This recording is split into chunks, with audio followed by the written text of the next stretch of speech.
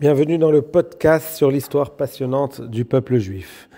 Imaginez Yerushalayim, Jérusalem, il y a plus de 2400 ans.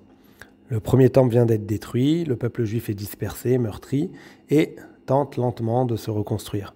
Quelques dizaines d'années plus tard, un nouveau temple s'élève, le second temple, le deuxième temple de Yerushalayim. Mais la situation spirituelle est fragile parce que la prophétie qui guidait jusqu'ici le peuple s'est arrêtée. Plus de voix prophétiques, plus de révélations immédiates. C'est dans ce silence que naît l'une des institutions les plus marquantes de notre histoire, la Grande Assemblée en hébreu, les Anshe Knesset HaGedolah. Ce groupe de sages et de dirigeants juifs prend la mesure du danger. Sans cadre clair, sans guide spirituel, le peuple risque de s'assimiler et de disparaître. Alors il décide d'élargir le Sanhédrin, la Cour suprême qui était de 70 membres, à 120 membres. C'est un chiffre qui résonne encore aujourd'hui puisque le Parlement israélien compte lui aussi 120 députés, la Knesset, en souvenir des Anshe Knesset HaGedolah. Cette initiative, elle fut portée par Ezra Sofer, ce même Ezra qui avait déjà entrepris de relever non seulement les murs de Yerushalayim, mais aussi les murs intérieurs spirituels du peuple.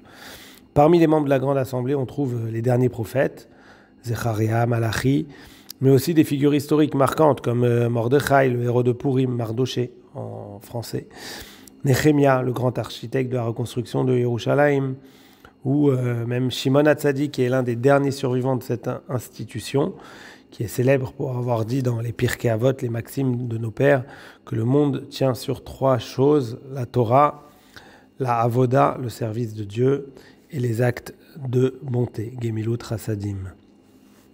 À cette époque, rappelons que le Talmud n'existe pas, évidemment. Et donc la vie juive s'appuie sur la Torah écrite et sur son interprétation orale transmise depuis Moïse. Mais comment préserver fidèlement cette tradition après l'exil, après les persécutions, après la dispersion? C'est là justement qu'intervient la Grande Assemblée, les Anshe Knesset HaGedolah. Leur mission principale, elle est d'assurer une transmission totalement fiable de la Torah orale. Sans eux, des pans entiers de notre identité se seraient effacés. Un exemple concret, la Torah écrite, elle dit simplement « Tu écriras ces paroles sur les poteaux de ta maison et de tes portes ». Quoi ? Quel poteau ? Qu'est-ce qu'on écrit ? Sans la Torah orale, on ne saurait pas qu'il s'agit évidemment de la mezouza, ce petit parchemin qu'on roule et avec des paroles de la Torah qui sont écrites dessus et qu'on fixe sur les linteaux de nos portes. Je précise de nos portes, pas juste de la porte d'entrée. Souvent, les gens ne savent pas qu'il faut mettre les portes de toutes les pièces de la maison. L'autre tâche monumentale des hommes de la Grande Assemblée, c'est de décider quels écrits sacrés seraient conservés dans la Bible juive. Des centaines de milliers de prophètes ont existé, des hommes, des femmes, mais est-ce qu'il fallait garder tous leurs écrits ? Non. C'est grâce à eux, justement, que nous avons aujourd'hui le Tanakh. Tanakh qui est l'acronyme de Torah, Nevi'im, les prophètes, Ktuvim, les écrits. La Torah de Moïse, les livres des prophètes, les psaumes du roi David, les proverbes et les cantiques du roi Salomon, Shlomo, les récits de Ruth, d'Esther, de Daniel, etc.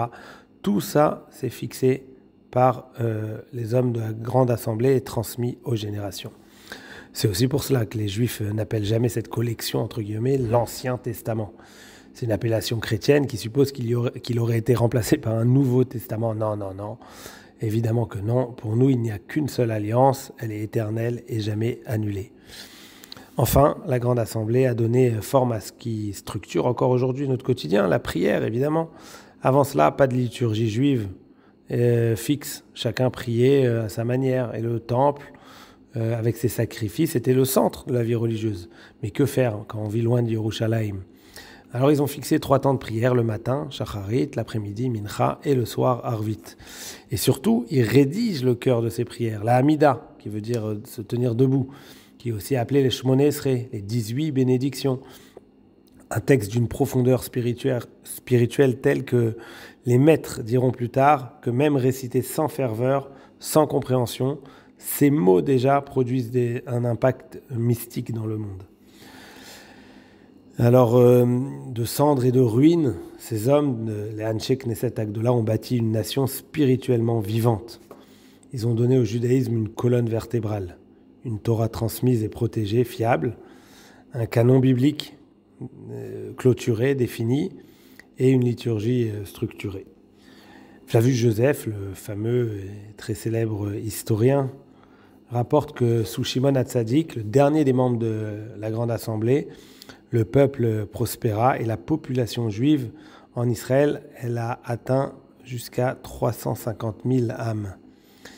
Mais malheureusement, cette stabilité ne durera pas parce que à l'horizon s'avance Alexandre le Grand avec la vague de l'hellénisme grec. Mais ça, évidemment, c'est une autre histoire. Pour le prochain épisode, bonne journée à tous.